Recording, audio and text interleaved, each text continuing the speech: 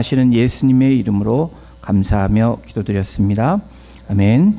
오늘 우리에게 주시는 하나님의 말씀은 고린도후서 7장 8절에서 16절까지의 말씀입니다. 제가 갖고 있는 신약성경 293페이지에 있습니다.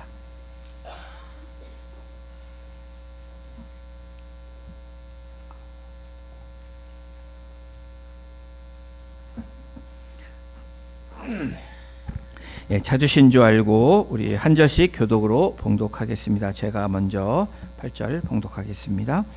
그러므로 내가 편지로 너희를 근심하게 한 것을 후회하였으나 지금은 후회하지 아니함은 그 편지가 너희로 잠시만 근심하게 한 줄을 알미라.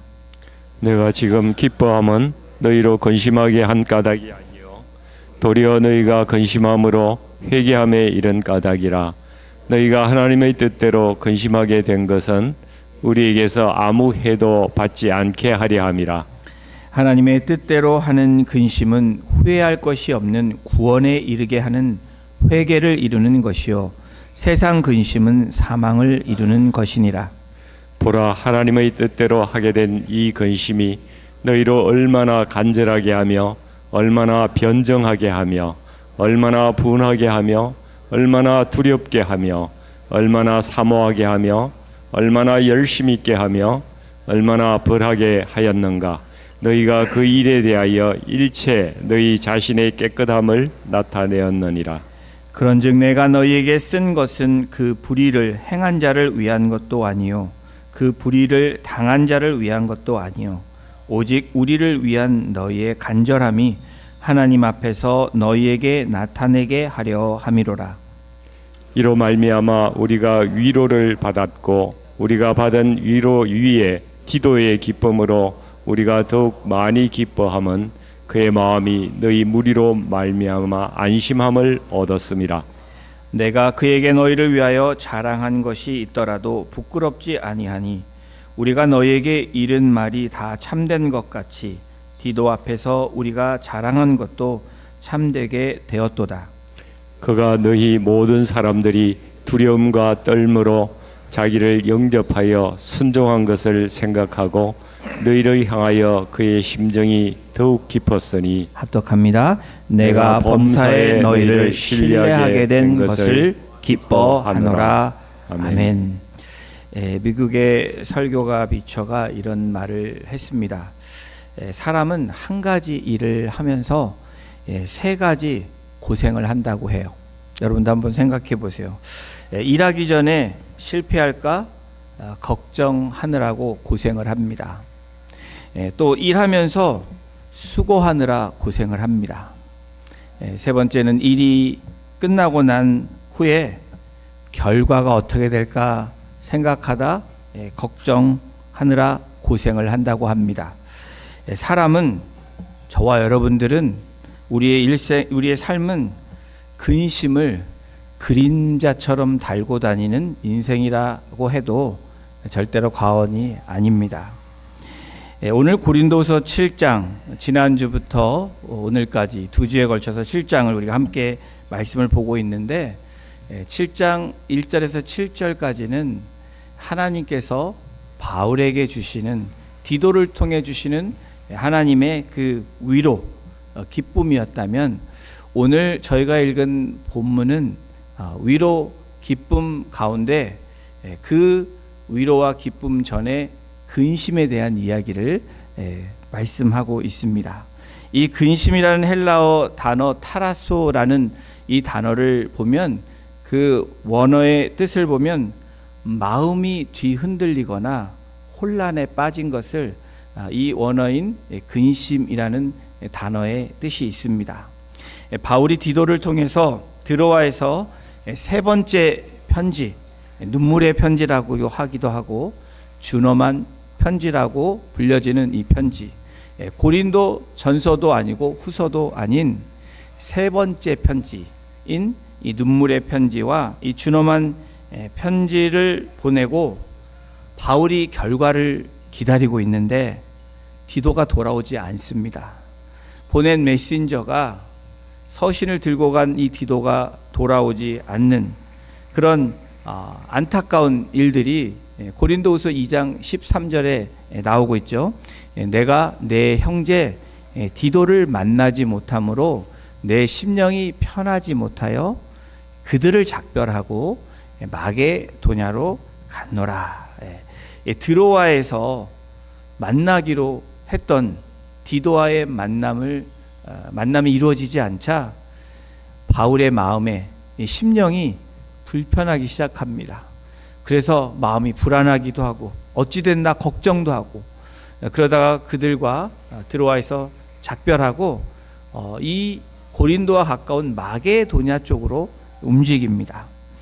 아시아로 가지 못하고 마게도냐로 돌아온 상황을 말하면서 고린도서 2장에서 심령이 불편했던 바울의 그 당시의 상황, 이 그때의 심정을 오늘 본문에서 7장 8절에서 다음과 같이 말하고 있습니다. 우리 8절을 함께 같이 읽어보겠습니다.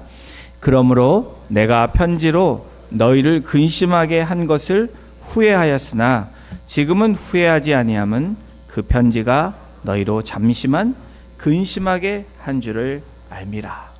바울의 세 번째 편지, 첫 번째 편지는 알려지지 않고 두 번째 편지가 고린도 전서고요.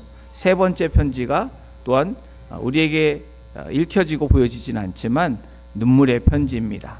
네 번째 편지는 바로 고린도 후서인데 이 세 번째 편지 사도 바울이 준엄하게 고린도 교회를 향해서 그들의 잘못된 부분들을 다시 되돌이키기 위한 준엄한 편지이기도 하면서 사도 바울의 마음의 눈물로 쓴 편지라고 그렇게 이야기를 하는 이 편지를 통해서 고린도에게 보냈는데 그 안에 내용이 조금 준엄한 편지니까 심각한 내용들을 적었을 것입니다.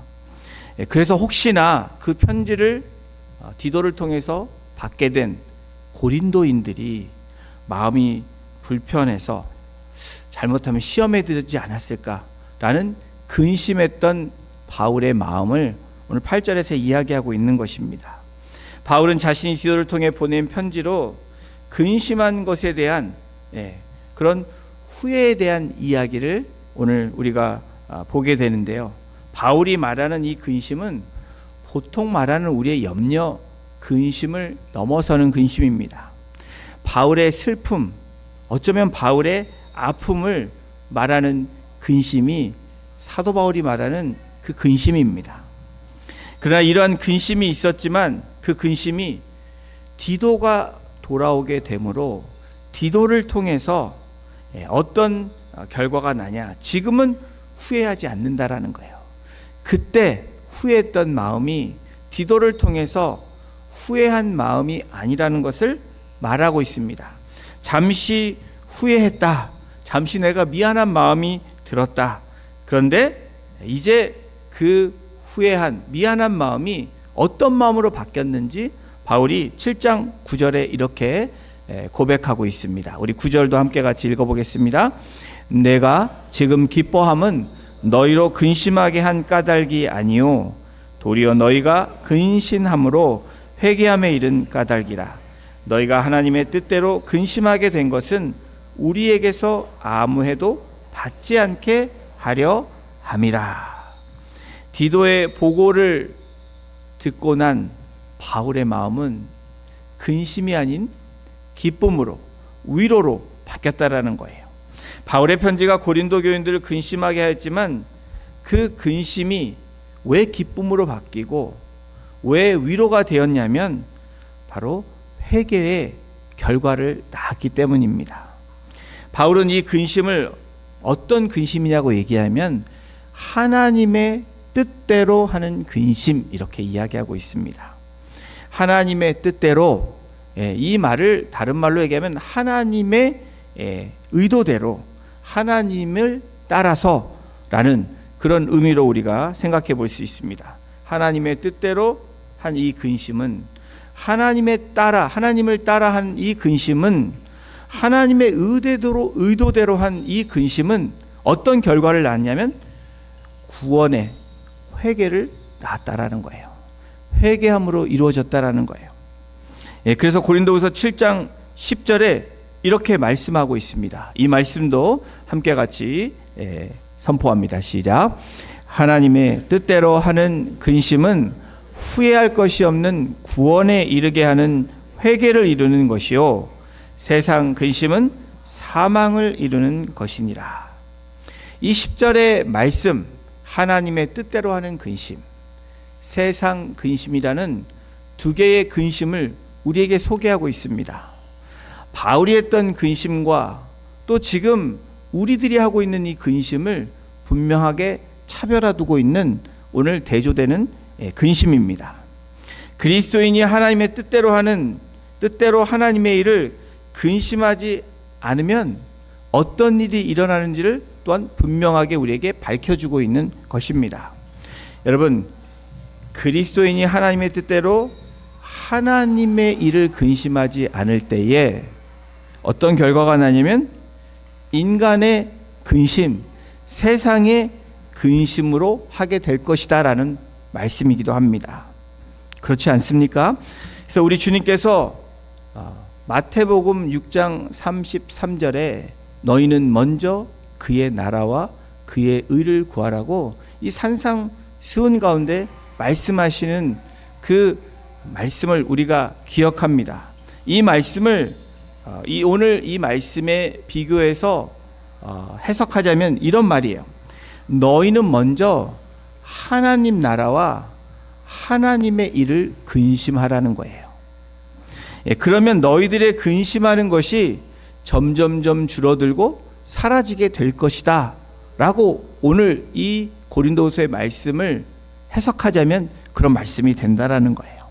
이 말씀을 묵상하면서 실제적으로 우리가 어떻게 하고 있는지, 또 우리는 우리의 근심이 정말 과연 어떤 근심을 가지고 살고 있는지를 한번 돌아봐야 될 줄로 믿습니다. 여러분, 여전히 내 생각만 하고 있는 저와 여러분들의 모습이 있다면, 내 걱정만 하고 있는 여러분들의 모습이 있다면, 자기 근심에 빠져 있어서 있는 그런 모습이 있다면, 여러분, 이것은 하나님의 뜻대로 하는 근심이 아니죠. 이 근심은 계속해서 나타날 것입니다. 줄어드는 법이 없습니다. 여기를 보아도 저기를 보아도 내 자신을 보아도 그리고 다른 사람을 보아도 내가 일하는 직장을 보아도 세상을 보아도 여러분 어떻습니까? 다 걱정과 근심거리라는 것을 우리가 부인할 수 없는 부분들입니다. 이때에 어떻게 하라고요? 너희는 먼저 하나님의 나라와 하나님의 일을 근심하라는 거예요. 근심도 어떤 근심을 하느냐에 따라서 우리의 삶의 질이, 삶의 결과가 달라진다라는 것을 오늘 말씀하고 있습니다. 그러므로 사도 바울이 무엇을 주장하고 있습니까? 7장 10절 초반부에 이렇게 얘기하죠. 하나님의 뜻대로 하는 근심은 후회할 것이 없다. 여러분 아멘이십니까? 하나님의 뜻대로 하는 근심하세요. 할 수 있습니다. 걱정도 할 수 있습니다. 그런데 내 걱정, 나의 주관적으로 나의 모습을 바라보는 것이 아니라 하나님의 뜻대로 하는 근심과 걱정을 하라는 거예요. 이 말씀은 하나님의 뜻대로 하는 근심을 해야 돌이키는 삶을 살 수 있게 됨을 말합니다. 돌이키는 삶은 우리의 방향이 바뀌어지는 것을 말합니다. 돌이키는 삶은 우리가 어떤 길로 가야 되는지, 그리고 어떤 길을 걷게 되는지 말씀해 주는 거예요. 여러분, 다른 염려해야 할 일이 줄어들기 위해서는 너희는 먼저 하나님의 뜻대로 하는 근심이 시작되어질 때 우리의 세상 근심, 우리가 생각하는 나의 근심이 점점 줄어들 줄로 믿습니다. 바울의 이 같은 고백은 이번 디도에게서 보낸 눈물의 편지를 통해서 알게 됩니다. 이 준엄한 편지, 이 눈물의 편지가 뭘 얘기하고 있냐면 우리가 근심해야 할 일, 근심하지 말아야 할 일들에서 분명하게 밝혀주고 있다라는 거예요. 오늘 디도를 통해서 기쁨의 메신저로 돌아온 하나님의 위로가 된 이 디도의 편지 내용, 보고 내용은 뭐였냐면 하나님의 뜻대로 하는 근심을 통해서 이러이러한 결과가 나왔습니다 라고 얘기한 겁니다. 바울은 하나님의 뜻대로 하는 근심과 반대되는 근심, 바로 이 세상 근심을 분명하게 대조적으로 말하고 있습니다. 오늘 우리는 근심하고 있습니다. 그런데 어떤 근심을 하고 살아가고 있는지에 따라 우리의 삶이 달라지는 것을 말한다고 말씀을 드렸어요. 하나님의 뜻대로 하는 근심은 생명이라는 거예요. 살리는 거라는 겁니다.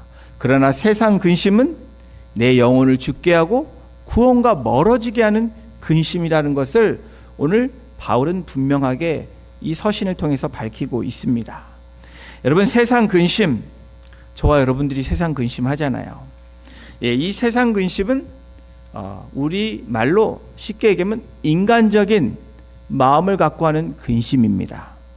미래를 알지 못하는 데서 오는 근심, 통제할 수 없는 것을 통제하려고 하는 근심을 세상 근심, 인간적인 근심이라고 합니다. 제가 예를 들어볼게요. 우리 남가주, 북가주 합쳐서 이 웨스턴 쪽에는 지진대가 형성되어 있습니다. 그래서 지진에 대해서 늘 불안한 부분이 있습니다. 그래서 이런 마음이에요. 혹시 지진이 나면 어떡하지? 지금 경제가 불안하고 대통령이 굉장히 강한 정책을 쓰니까 미국에 갑자기 또 전쟁이 나면 어떡하지? 또 여러 가지 그런 생각을 하게 됩니다. 또 지구의 온난화 때문에 홍수가 나면 어떡하지? 등등등. 이러한 걱정 하면 할수록 여러분 어떻습니까? 그런 걱정 안 하시고 사세요? 하면 할수록 끝이 없는 겁니다. 이러면 어떡하지? 이렇게 미래에 일어날 일들을 미리 걱정하는 것. 또 다른 유형의 근심이 있습니다. 죄책감으로부터 오는 근심이에요. 죄책감에 사로잡혀서 자기 연민에 빠지는 근심. 이 근심의 대표적인 주자들을 성경에서 만나볼 수 있는데, 예수님과 함께 동행한 12제자 중에 2명의 대표 주자를 우리가 생각해 볼 수 있습니다. 한 명은 가룟 유다고 또 한 명은 베드로입니다. 이 2명의 특징은 예수님을 배신한 제자들이라는 거예요. 다른 제자들도 끝내는 흩어졌지만 확실하게 배신해 예수님의 등에 칼을 꽂은 인물이 2명인데, 이 가룟 유다, 어떤 인물입니까? 가룟 유다는 예수님께서 주의 만찬 마지막 식사를 같이 하시면서 뭐라고 말씀하셨어요? 이 너희들 중에 나를 팔 자가 있다라고 말을 하십니다. 그럴 때 가룟 유다가 그때 찔림이 되고 어떻게 돼요? 하나님의 뜻대로 하는 이 근심의 시작이 됐다면 가룟 유다의 삶은 바뀌었을 거예요. 그런데 가룟 유다는 뻔뻔하게 그 상황을 모면하는 모습을 우리가 성경에서 만나보게 됩니다. 반대로 베드로는 어떻습니까? 베드로도 똑같이 예수님을 부인을 했습니다. 배신한 거예요. 그런데 예수님께서 이 디베라 호수에서 요한복음 21장에 보면 예수님께서 제자들에게 3번째 만나는 장면에서 베드로에게 묻습니다. 내가 나를 사랑하느냐? 이 3번의 질문을 통해서 베드로가 이런 갈등과 또 그리고 이런 근심에 차인 이 장면을 우리가 볼 수 있는데, 요한복음 21장 17절에 이렇게 기록되고 있어요. 3번째 이르시되 요한의 아들 시몬아 네가 나를 사랑하느냐 하시니, 주께서 3번째 네가 나를 사랑하느냐 하심으로 베드로가 근심하여 이르되 라고 얘기합니다. 베드로가 근심했다라는 거예요. 이 근심을 통해서 베드로가 어떻게 합니까? 구원에 이르는 회개로 바뀌었다라는 거예요. 그러나 가룟 유다는 마지막까지 이 근심은 했지만 회개로 돌아오는 근심이 아닌 세상 근심에 그쳤다라는 거예요. 베드로는 구원에 이르는 근심으로, 반면에 가룟 유다는 사망에 이르는 근심, 세상의 근심으로 삶을 마감하게 된 것입니다. 근심에는 유익한 근심이 있고요, 무익한 근심이 있습니다. 바로 생명에 이르는 것이 유익의 근심일 거고, 무익한 근심은 사망에 이르는 거예요.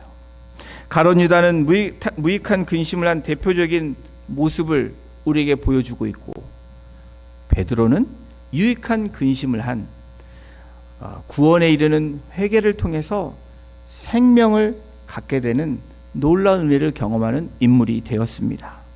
바울은 11절에서 하나님의 뜻대로 하게 된 근심, 바로 유익한 근심의 결과를 이렇게 언급하고 있습니다. 우리 11절 좀 길지만 7가지의 이 결과를 함께 같이 읽어보겠습니다. 시작.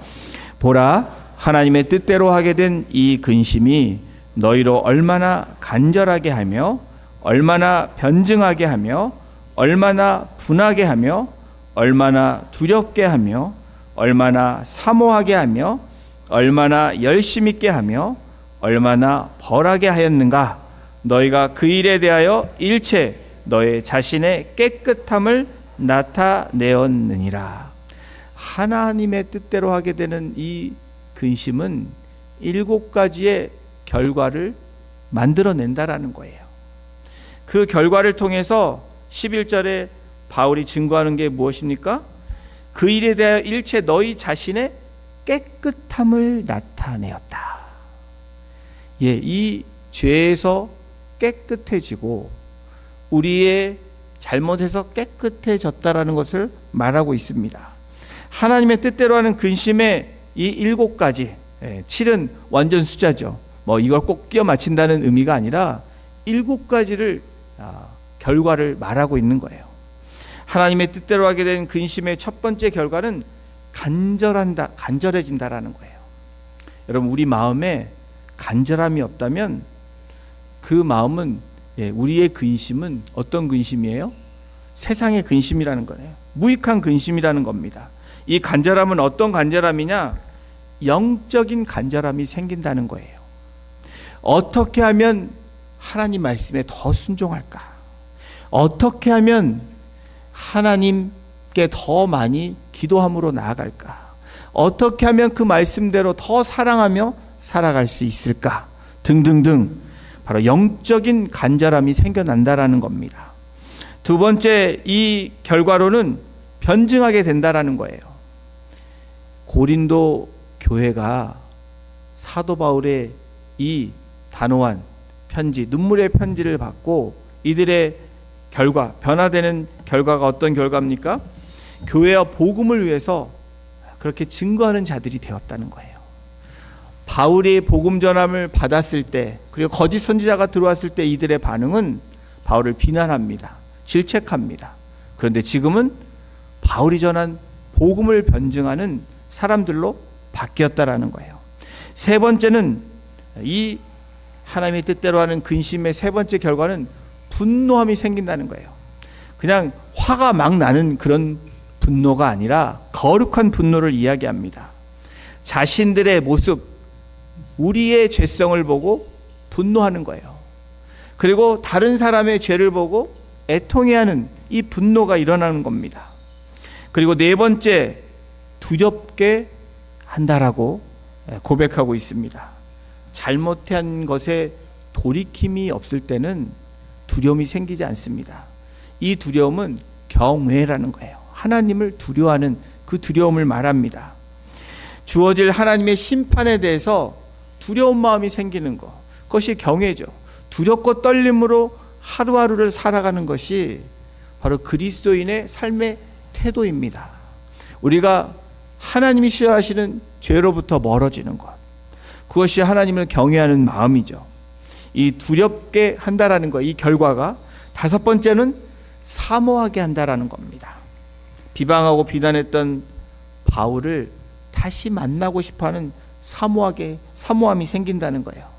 이 사모함은 은혜를 사모하는 마음이고요, 주님을 사모하고 영혼을 사모하게 되는 마음으로 결과가 바뀌어진다라는 거예요. 또한 여섯 번째, 어떤 결과가 나오냐면 열심 있게 한다라는 겁니다. 주님의 뜻대로 다시 돌이키는 구원의 회개가 일어나면 패션이 생겨요. 여러분, 우리의 삶 가운데 열정이 죽었다면 분명히 우리에게 문제가 있는 것입니다. 하나님의 뜻대로 하게 하는 근심과 세상의 근심의 차이, 물론 세상에 열정이 막 일어날 수도 있습니다. 그런데 그 열정은 어떤 열정이냐? 나를 위한 열심이라는 거예요. 진짜 열심은 어떤 열심이 일어납니까? 주님의 뜻대로 살아가기를 바라는 열심으로 나아갈 수 있다라는 거예요. 그리고 7번째 결과는 어떤 결과냐면 벌하게 한다.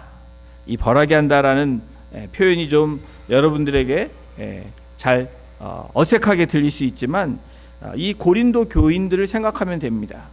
거짓 교사들 그리고 주동자들을 벌하고 그들에게 동조했던 자신들까지 벌하는 바로 이 회개함으로 우리가 이런 사람입니다라고 스스로에게 벌할 뿐 아니라 그렇게 만들었던 교회의 어떤 치리가 일어난 것을 말하는 겁니다.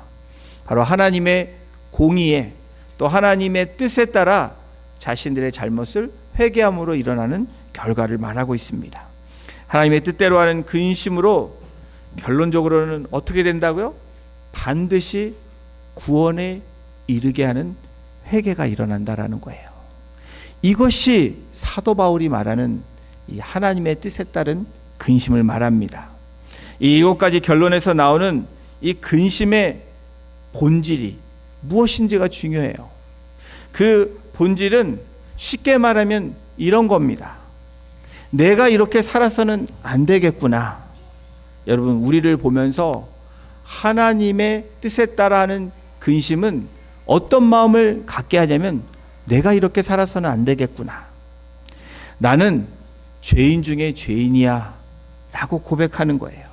나 자신을 바라볼 때는 아무런 소망이 없는 존재야 라고 우리가 근심하는 것, 그것이 그 근심의 본질이라는 거예요. 반대로 세상의 근심은 어떻게 우리를 만들어 갑니까? 교만을 낳게 합니다. 타협하게 한다라는 거예요. 그럭저럭 죄와 그럭저럭 내 신앙을 섞어서 가는 것을 말합니다.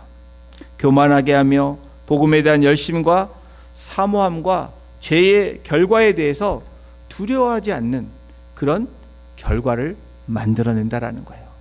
사도 바울이 그것을 뭐라고 얘기합니까? 사망이라고 얘기합니다.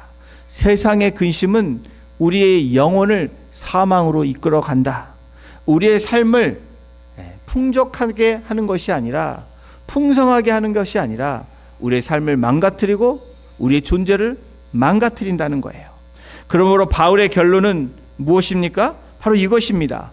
고린도후서 7장 12절 13절 그런즉 그러므로 라고 말하고 있습니다. 우리 함께 12절 13절을 함께 같이 읽어보겠습니다. 그런즉 내가 너희에게 쓴 것은 그 불의를 행한 자를 위한 것도 아니요 그 불의를 당한 자를 위한 것도 아니요 오직 우리를 위한 너희의 간절함이 하나님 앞에서 너희에게 나타나게 하려 함이로라. 이로 말미암아 우리가 위로를 받았고 우리가 받은 위로 위에 디도의 기쁨으로 우리가 더욱 많이 기뻐함은 그의 마음이 너의 무리로 말미암아 안심함을 얻었습니다. 바울의 기쁨이 무엇인지 분명하게 결론을 내주고 있어요. 디도가 가져온 소식, 그 소식은 하나님의 뜻대로 바울이 했던 그 근심이 그들에게 구원에 이르는 회개로 이어짐으로 기쁜 소식이 바울에게 들렸다라는 거예요. 그러므로 너희 무리로 말미암아 안심함을 얻었다. 여러분, 우리는 어떤 근심을 하느냐에 따라서 우리의 삶이 달라집니다. 제가 말씀드렸죠? 특별히 우리 공동체 안에서의 근심도 마찬가지예요. 우리 가정의 근심도 마찬가지입니다. 특별히 교회에서 많은 분들이 위로를 받아야 돼요. 그렇죠. 여기 와서 우리가 예배를 드리며 또 예배 후에 말씀을 나누며 삶을 나누며 함께 기도하며 또 함께 위로하며 격려하며 우리가 함께 나아가는 공동체로 위로를 받아야 되는 그 공동체가 믿음의 공동체입니다. 그런데 안타깝게도 교회에서 상처를 많이 받습니다. 어떤 분들은 그 상처 때문에 주님이 싫어서가 아니라 그 사람이 보기 싫어서 교회를 떠나죠. 그런데 여러분, 분명히 우리가 알아야 될 게 무엇이냐면, 교회에 상처받은 모습이 있다면 세상으로 간다고 그 상처가 회복되는 일은 절대로 없다라는 거예요. 교회에서 상처받아서 교회를 떠난다는 것은 답이 되지 않습니다. 그래도 견디셔야 돼요. 남으셔야 돼요. 예를 들어보겠습니다. 어떤 남편이 아내에게 상처를 받았습니다. 그렇다고 여러분, 그 아내에게 상처받은 남편이 자신의 회복을 위해서 다른 여자에게 간다면 어떤 일이 일어날까요? 그러신 분들이 없겠지만 여러분, 그런 결과가 되면 안 되겠죠. 같은 겁니다. 교회가 상처를 주지 않으면 가장 이상적일 거예요. 그런데 우리가 정말 하나님의 뜻대로 하는 근심으로 시작하면 우리의 삶이 달라진다라고 얘기했죠. 마찬가지입니다. 우리 공동체 안에 일어나는 모든 일들을 볼 때 세상 근심으로 가득 차 있는 우리들의 모습을 보게 돼요. 어떻게 하면 하나님의 뜻대로 더 순종할까? 어떻게 하면 더 기도할까? 어떻게 하면 더 사랑할까? 어떻게 하면 내가 이 연약한 부분에서 다시 온전한 부분으로 나아갈까? 이것이 하나님의 뜻대로 하는 근심이라는 거예요. 실존 철학자 하이데거는 사람에게는 세 가지 고민이 있다라고 말합니다. 이 세 가지 고민을 다음과 같이 말해요.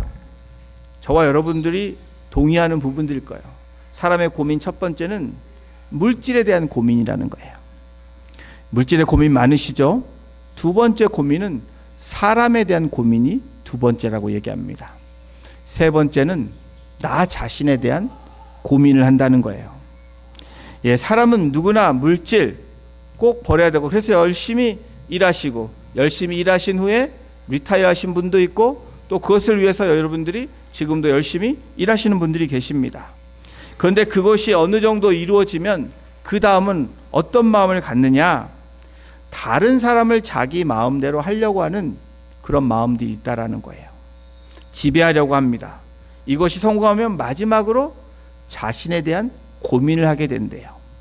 이 철학자는 이렇게 이야기하고 있습니다. 첫째 고민을 누구나 노력하면 풀 수 있다라는 거예요. 둘째 고민을 푸는 자는 사람의 관계에 있는 것은 그렇게 많지 않다라는 거예요. 세 번째 고민은, 나 자신에 대한 고민은 아무도 풀지 못한다라는 거예요. 이 셋째 고민은 누구만 풀 수 있습니까? 하나님을 믿는 믿음으로 풀 수 있다라는 거예요. 하나님의 뜻대로 하는 근심을 통한 사람이 하나님의 일을 하고 하나님의 뜻대로 그 일을 근심하게 되면 그 일들을 하나님께서 하신다는 거예요. 근심을 하되 어떤 근심을 해야 할까요? 근심을 해야 된다면 여러분, 세상의 근심을 해야 될까요? 하나님의 뜻대로 하는 근심을 해야 될까요? 우리는 답을 알고 있습니다.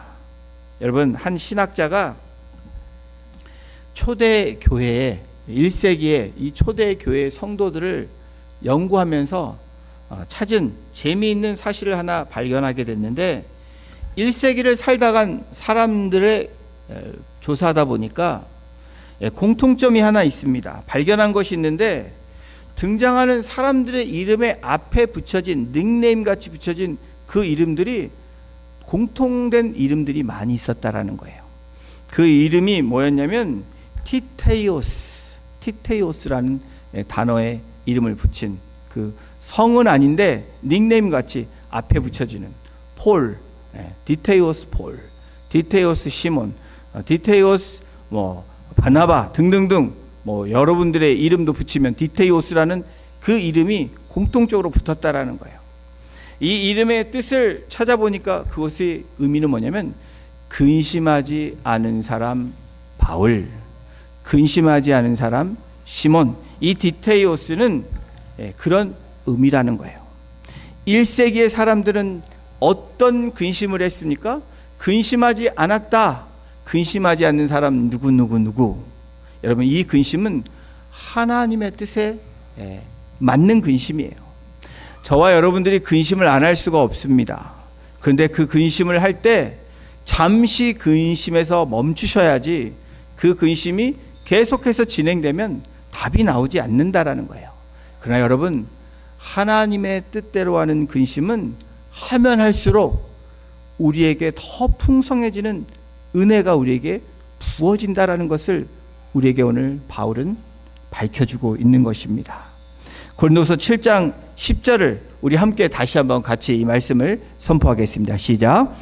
하나님의 뜻대로 하는 근심은 후회할 것이 없는 구원에 이르게 하는 회개를 이루는 것이요 세상 근심은 사망을 이루는 것이니라. 여러분에게 질문을 합니다. 여러분은 어떤 근심을 하기를 원하십니까? 우리는 늘 두 가지의 근심, 두 가지의 결정을 해야 됩니다. 하나님의 뜻이냐, 나의 뜻이냐. 하나님의 뜻이냐, 세상의 뜻이냐. 마찬가지로 근심도 하나님의 뜻대로 하는 근심이 있고 세상의 근심이 있다라는 것을 분명하게 우리에게 밝히고 있는데, 바울의 결론은 무엇입니까? 하나님의 뜻대로 하는 근심은 생명이라는 거예요. 살아날 수 있는 근심이라는 거예요.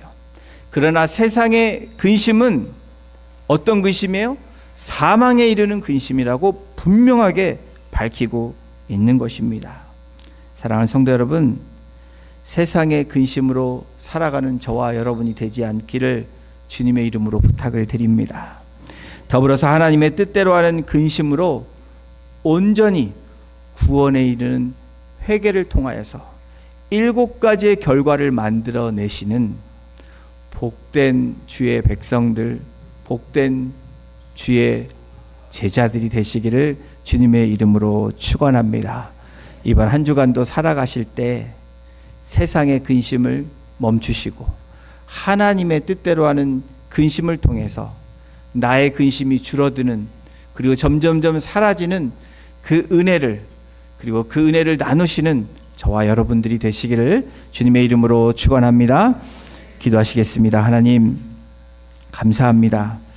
하나님의 뜻대로 하는 근심은 후회할 것이 없는 근심이라고 말씀해 주시며, 그 근심은 구원에 이르는 회개를 이루는, 바로 새로워지는 새 창조의 역사와 새 생명에 이르는 그런 근심임을 우리에게 말씀해 주실 뿐 아니라, 세상의 근심은 우리의 영혼을 망가뜨릴 뿐 아니라 우리의 삶을 더 힘들게 하는 근심임을 우리에게 말씀해 주시니, 이번 한 주간의 삶에서도 우리의 세상의 근심을 하나님의 뜻대로 하는, 하나님이 바라시는 근심으로 바꿀 수 있는 그 은혜의 시작을, 또 그 결단의 시작을 오늘 하게 하심으로 이번 한 주간에 우리가 누리는 그 하나님의 풍성한 은혜를 가지고 살아가는 거룩한 백성, 하나님이 기뻐하는 백성으로